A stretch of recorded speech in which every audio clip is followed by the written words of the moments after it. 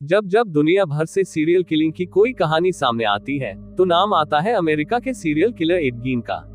Add गीन की करतूतों की कहानी इतनी डरावनी है कि जब पहली बार अमेरिकी पुलिस ने एड गीन के घर में कदम रखा तो वो ठिठक कर रह गई थी।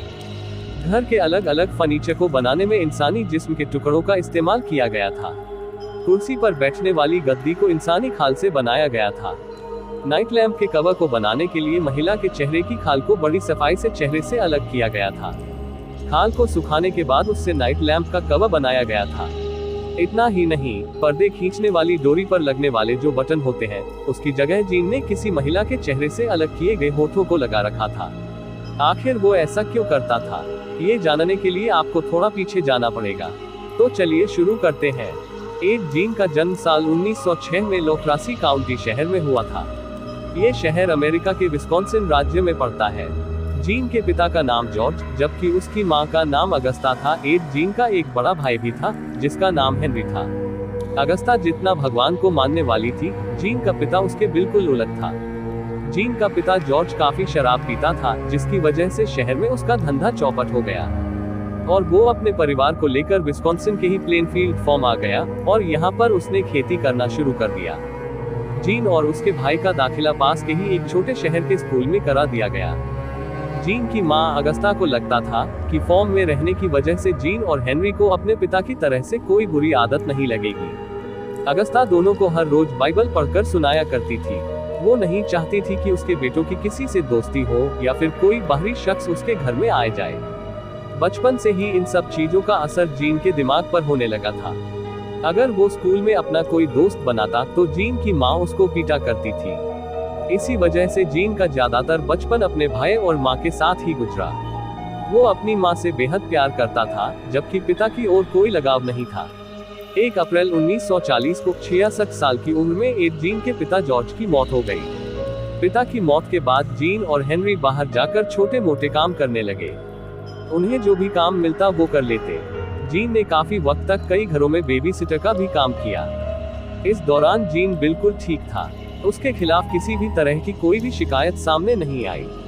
मई 1944 में एक दिन जीन अपने बड़े भाई हेनरी के साथ खेतों की सफाई कर रहा था। खरपतवार खत्म करने के लिए उन्होंने वहां उगी घास में आग लगा दी। खेत में लगी आग बेकाबू हो गई। आग बुझाने के लिए फायर ब्रिगेड की मदद लेनी पड़ी। आग तो बुझ गई लेकिन अचानक हेनरी गायब हो गया। हेनरी की गुमशुदगी की खबर पुलिस को भी दी गई और जब फार्म हाउस पर ही उसको तलाशा गया तो हेनरी की लाश खेत से ही मिली।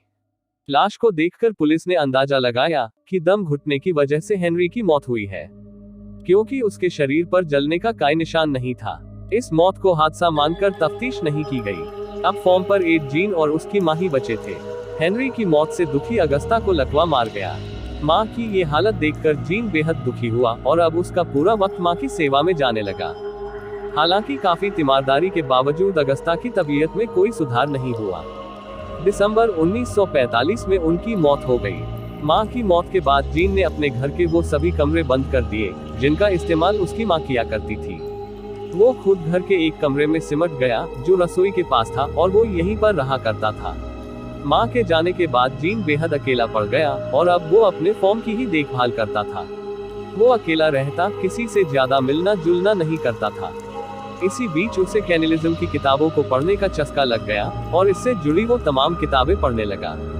एड गीन की माँ की मौत को 12 साल का वक्त बीत चुका था। साल 1957 में प्लेनफील्ड में ही हार्डवेयर की दुकान चलाने वाली एक अधेड़ उम्र की महिला बर्नीस वॉर्डन अचानक गायब हो गई। गायब होने से पहले आखिरी बार उन्हें रात में देखा गया था, जिसके बाद से ही उनका स्टोव बंद था। इलाके के लोगों को लगा कि वो जल्दी दुकान बंद कर घर चली गई है, लेकिन जब अगले दिन दुकान नहीं खुली और ना ही बर्नीस अपने घर पहुंची तो उनके बेटे का माथा ठनका। बर्नीस का बेटा पुलिस में काम करता था। अपनी मां की तलाश करते हुए वो दुकान पर पहुंचा। जब दुकान खोली गई तो वहां का मंजर भयानक था। दुकान के अंदर खून बिखरा हुआ था। बर्नीस के बेटे फ्रैंक ने देखा कि आखिरी रसीद एड गीन के नाम पर कटी है और उसे कुछ सामान लेने के लिए दुकान पर भी आना था, लेकिन वो भी दुकान पर नहीं आया। ऐसे में फ्रैंक ने तय किया कि वो एड गीन के घर पर जाकर ही पता करता है कि वो कहाँ है। फ्रैंक पुलिस वालों को लेकर जीन के घर पहुंचा। ज्यादा देर तक जीन उनके सवालों के सामने नहीं टिक पाया। फ्रैंक को शक हुआ और फॉर्म की तलाशी लेना शुरू किया गया। पहली बार जब पुलिस वाले एड जीन के घर में दाखिल हुए तो उनका कलेजा मुंह को आ गया। हर तरफ इंसानी जिस्म के हिस्से बिखरे हुए थे। घर में इंसानी खोपड़ी और कंकाल के कई हिस्से पड़े हुए थे। घर की कुर्सियों की सीट इंसानी खाल से बनी हुई थी।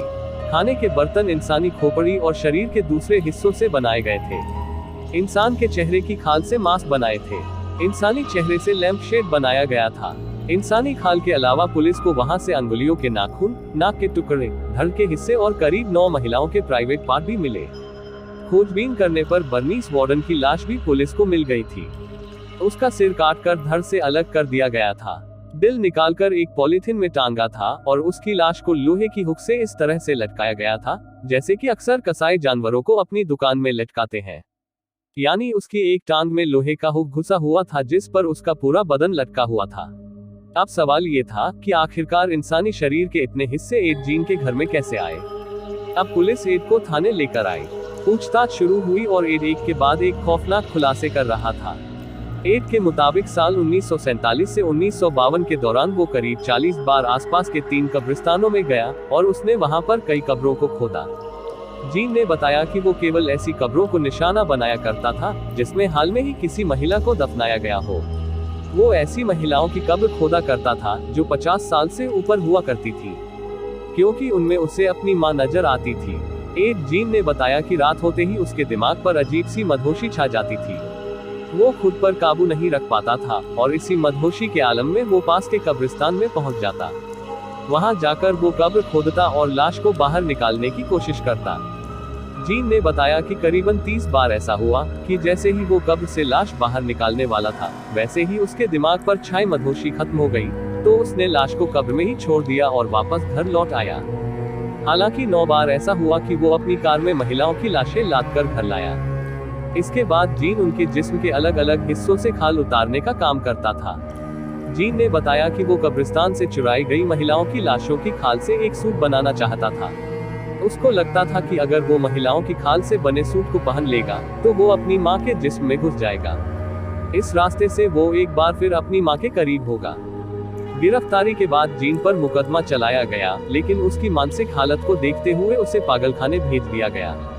1957 से लेकर 1968 तक जीन का इलाज चला और डॉक्टरों ने साल 1968 में जीन को सजा के लिए ठीक पाया, लेकिन कुछ वक्त बाद ही डॉक्टरों ने उसकी मानसिक हालत फिर खराब बताई।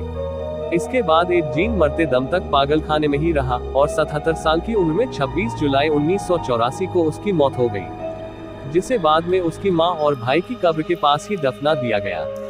पागलखाने में रहने के दौरान ही एड जीन के घर को किसी ने आग लगा दी, जबकि उसकी मौत के बाद उसके खेत और कार को सरकार ने नीलाम कर दिया।